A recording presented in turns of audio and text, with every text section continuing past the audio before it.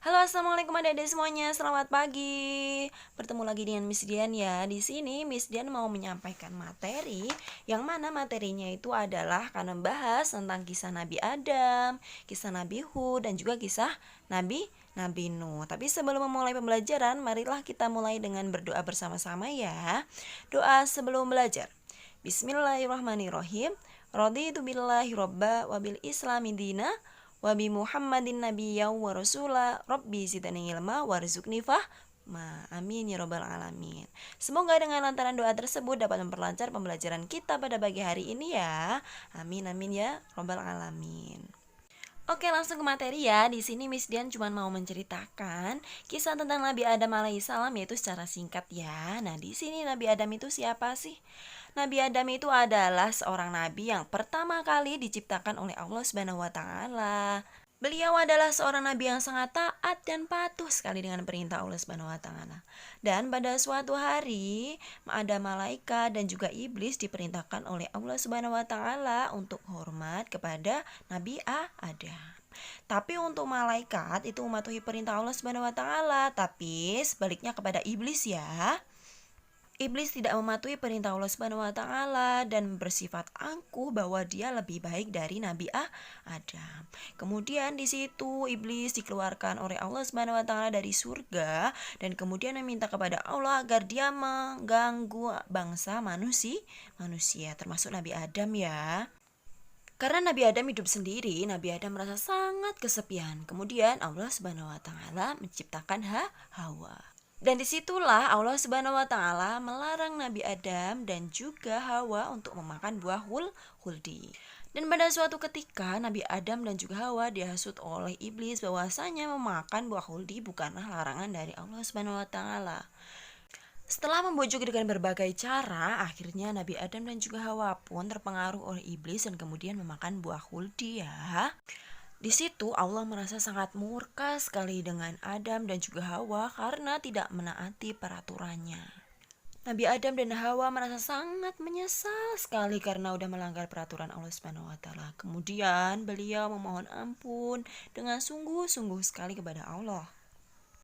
Karena kesungguhannya Nabi Adam memohon ampun kepada Allah, akhirnya Allah mengampuni Nabi Adam, tapi dengan konsekuensi harus diturunkan ke bumi bersama Hawa. Nah, sekilas itu kisah tentang Nabi Adam. Nah, pembelajaran apa sih yang bisa kita ambil dari kisahnya Nabi Adam tersebut? Nah, ayo kita simak sama-sama. Pembelajarannya yaitu bahwasanya ketika kita melakukan kesalahan, kita harus bersungguh-sungguh memohon ampun, bertobat kepada Allah Subhanahu wa taala agar diberikan ampunan. Nah, oke, itu sekilas materi tentang Nabi Adam. Kita akan membahas selanjutnya yaitu tentang kisah Nabi Nuh. Yuk kita simak sama-sama. Oke, kita langsung lanjut ke materi selanjutnya yaitu tentang kisah Nabi Nuh, yaitu bahwasanya Allah Subhanahu wa taala mengutus Nabi Nuh yaitu untuk kaumnya yang berada di kawasan Sungai Eufrat dan Tigris. Di situ Nabi Adam diperintahkan oleh Allah Subhanahu wa taala untuk menyuruh kebenaran dan beribadah kepada Allah. Tapi dengan kepribadiannya, orang-orang di situ yang suka minum-minum keras, berjudi dan lain-lain, mereka sangat enggan dan membantah perintah dari Nabi Nuh. Kemudian di situ Nabi Nuh menyeru kepada orang-orang semuanya bahwa akan ada banjir besar, tapi mereka tidak percaya. Kemudian Nabi Nuh pun diperintahkan oleh Allah Subhanahu wa taala untuk membuat kapal yang besar yang diperuntukkan untuk orang-orang yang beriman dan juga untuk seluruh binatang ternak. Dan pada suatu ketika datanglah banjir yang sangat besar sekali. Nah, kemudian di situ orang-orang yang beriman tetap terselamatkan dari banjir dan mereka orang-orang yang tidak beriman, mereka pun tenggelam bersama dengan air yang besar. Nah, anak-anak, pembelajaran apa sih yang bisa kita ambil dari ceritanya Nabi Nuh? Yuk kita pelajari sama-sama.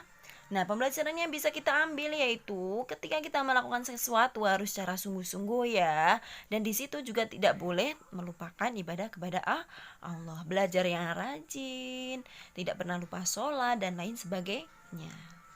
Jadi menaati peraturan yang telah Allah berikan dengan menjalankan perintah Allah Subhanahu wa taala dan menjauhi larangannya.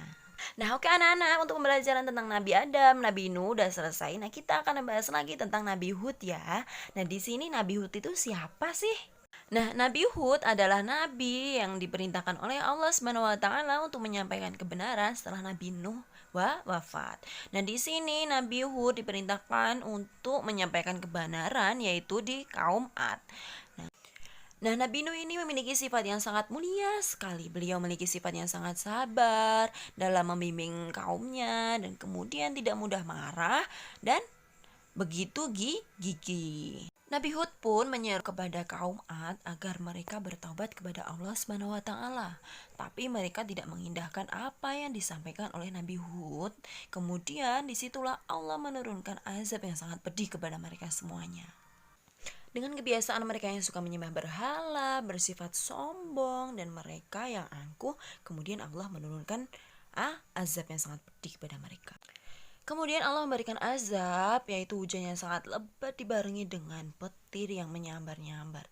Mereka kemudian diberikan angin yang sangat kencang dan mereka pun musnah karena azab yang telah diberikan Allah Subhanahu wa taala kepada mereka.